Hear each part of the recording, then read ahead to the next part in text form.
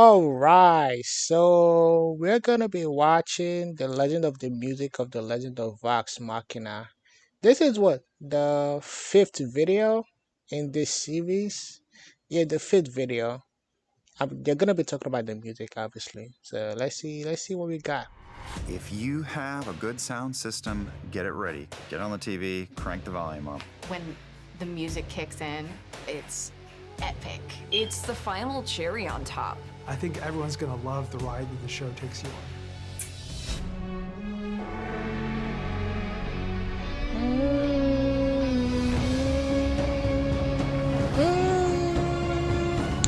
Well, I missed that theme Just like song, seeing a lot of the man. art come out of the design teams and the background artists and the animators. Oh yeah, here's my opinion.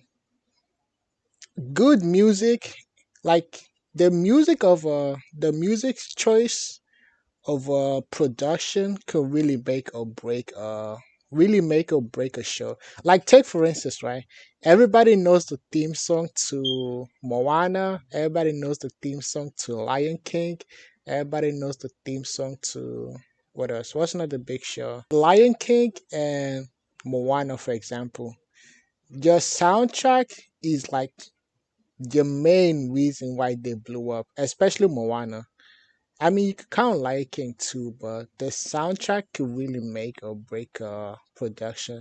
You could have like a really good animation, and if it has like bad soundtrack, like it does, if it doesn't have like the right music to like convey what the scene is gonna be, it's not gonna have like the same feeling as if it has like good soundtrack.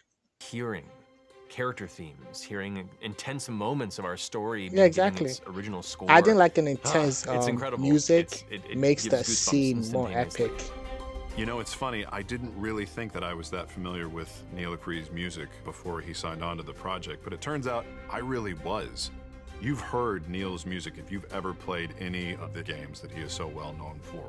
I worked for many years on the Stargate franchise, and then at some point got an opportunity to write music for video games, and that meant World of Warcraft, and that led to StarCraft 2 and Diablo 3 and Overwatch eventually. I never It's great to played work this with people game, who so are I good don't at their really know jobs, who he of is. course, but it's even more spectacular when you can work with someone whose enthusiasm for I was the never project into like makes it RPG not your games. I was project more of a anymore, it's Call of our Duty type project. of guy, He's a true collaborator in that sense, FPS that we are making something action together. games. When I first That was heard like about more the of my Kickstarter, thing. I knew right away I had to be involved in some way. It's the kind of project my entire career has been preparing me for.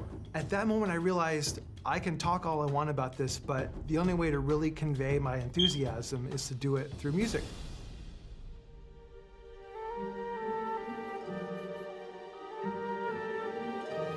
Oh, that's another theme song. Unbeknownst to us, Neil, on his own, scored a variation of what he called sort of the Critical Role theme, bringing in elements from Is that the main previous theme song? versions, but also just building the size of the sound to show what could be possible. I went all in, hired an orchestra, recorded it, sent it to Sam, and said, "This is just my way of saying thank you for considering me."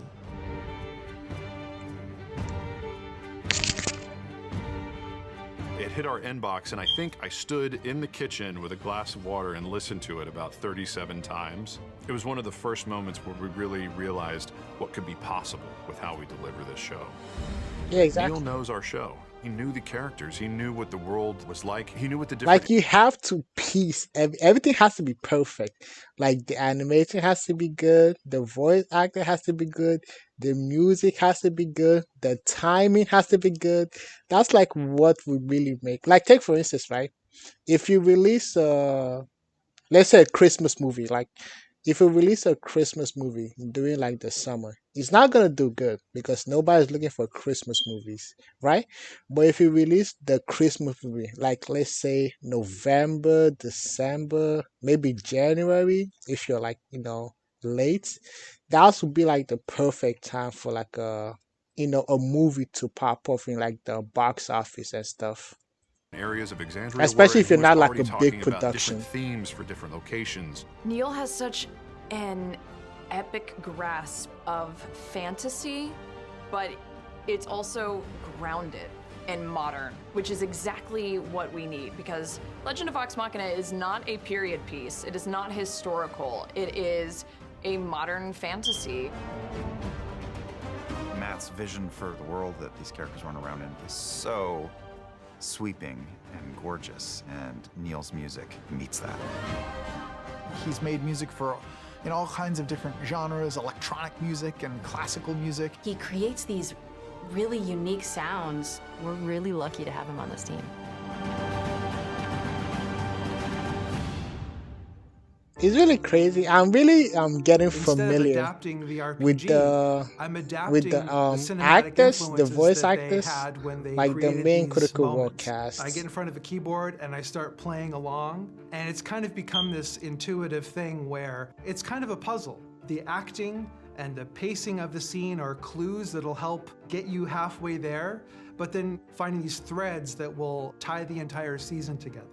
I write all my music on keyboard, and that means using computers to trigger sounds. So if I play a note on the keyboard, I'll hear a violin sound or a French horn sound or a drum sound, and that allows me to create a mock-up of the music as it's going to be recorded by the orchestra before we even get musicians to record it. I had the chance to bring in some longtime collaborators like Tina Guo. Paul Cartwright is playing fiddle. Kristen Nigas playing woodwinds. The orchestra we're working with is the Budapest Scoring Orchestra in Budapest, Hungary. Hungary? For the main title, I brought in Damn. bagpipe player Eric Rigler. He played on Titanic and Braveheart.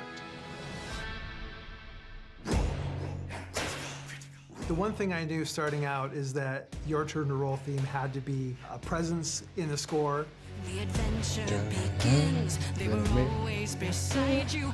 Both as a fan of it myself, and I knew it's something that the fans would want. I'm gonna Your Turn listen to the Roll theme is song really after the song this. that we have built most of the second campaign around, but there are elements of it now that are just associated with Critical Role as a brand. So we wanted to implement that, if we could, in a smart way that would make fans of the show smile. He's taken some elements of the Critical Role theme song and shifted and adapted Oh, that's and a Critical rearranged Role. it so that Oh, wait. So, hold up. This one, the one she's singing, this right here, is this the Critical Role theme song? The adventure begins. They were always beside. That's the Critical Role theme song, right? And then the one that the orchestra was playing is probably the theme song for Vox Machina, right? Yeah. Okay. Because I got the two mixed up. Implement that, if we could, in a smart way that would make fans of the show smile. he's taken some elements of the Critical Role theme song and shifted and adapted and rearranged it so that it fits into the world of the Legend of Vox Machina. In moments of action, humor, sadness, Neil will brilliantly weave these notes from that song in. If you are a music nerd, you're going to catch a lot of wonderful little nods. It's there as much as I can get it in. I've tried to do my best to build upon that and take it into new adventures. This isn't just your mom and dad's fantasy series. It's not all one musical genre. We're bringing in a much wider breadth of musical influences that makes it way more interesting in my I wish mind I than knew just these sticking to people one that- genre. The characters of Vox Machina have such clearly defined personalities, and I've tried to find ways to connect musically with those. To me, Grog is heavy metal. Pike Of and course. Keyleth, I've approached both Classic? with a similar kind of flute and choir. Yeah, like a Percy, classic. A little bit of a classical operatic approach. Oh, damn. Vax Never and mind. Vex have this gracefulness to them. So I've been handling that with strings playing this kind of classical waltz. remember thought when Keyleth first would started probably be working on the show, was classic trying to find and the not voice and kind of Percival. define some parameters. And then at one point, Sam asked me to write a heavy metal piece where Scanlan's playing the lute and it turns into a heavy metal guitar. And I'm like, all the rules are out the window. Scanlan really opened up the musical Pandora's box with the songs that Sam and Peter wrote. Scanlan's music serves all kinds of different purposes. In a practical sense, his singing and music activates his magical powers. But the main point of the Scanlan songs, for me anyway, is just to make people laugh. It was very important to us in the beginning that The Legend of Vox Machina have the balance between emotional moments and comedic moments. If it was just sweeping music and beautiful vistas, it wouldn't be us. We're a bunch of dumb fucks. So Sam grounds us in reality that way.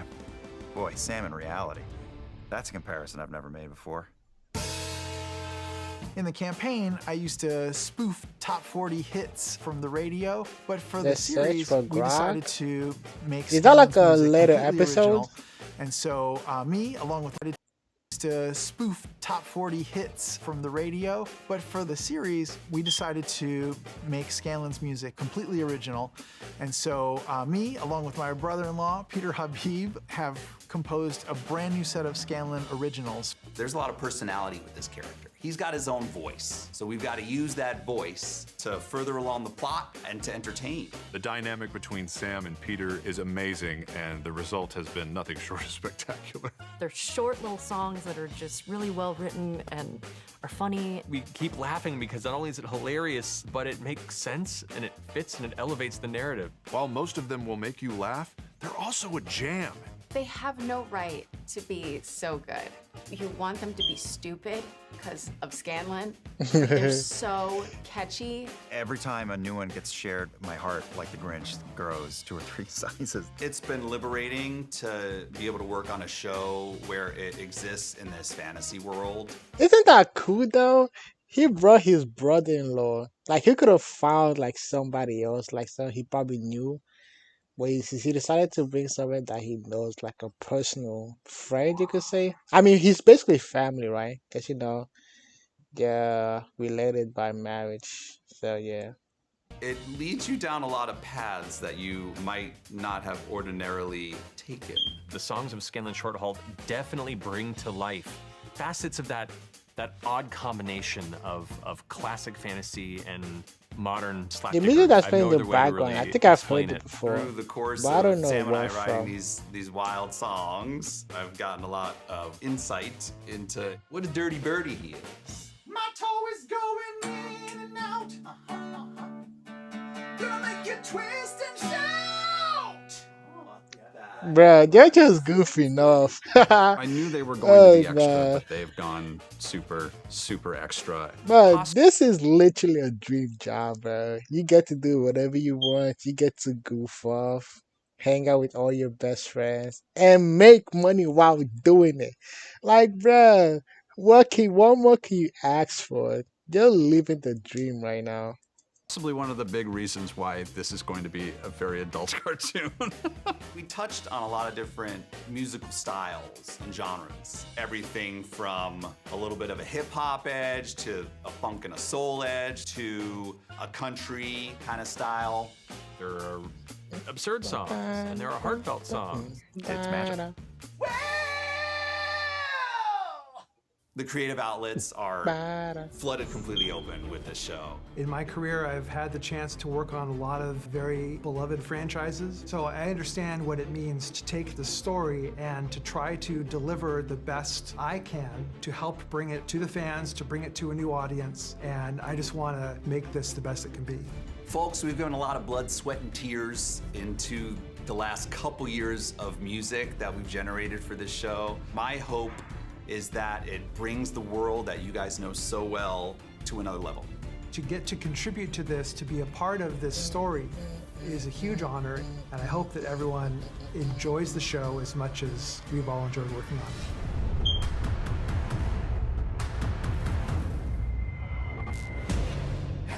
it. Okay, I have a really unpopular opinion. So you guys know when Vox Machina came out, I think they released the episode in 3, so they released 1, 2, 3 at the same time.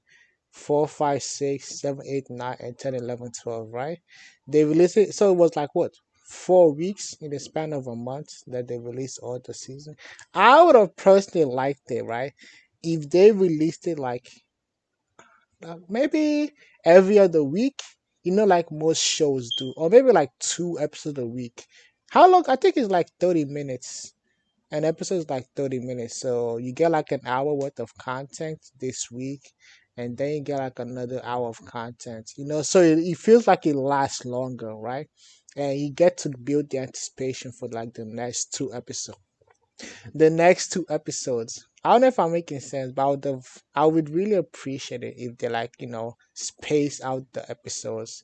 Because they made it feel so short and it felt like I don't know how to explain it. It felt like the season went by fast in a way. The season went by fast to me. So yeah, that's it for what? That's it for the legend of the music of the legend of the Vox. There's no day. The legend of the music of the legend of Vox Machina. There we go. Alright, let's go to what's the next one? The next one is called The Legend of the Cast, right? The Legend of the Cast is gonna be the last one.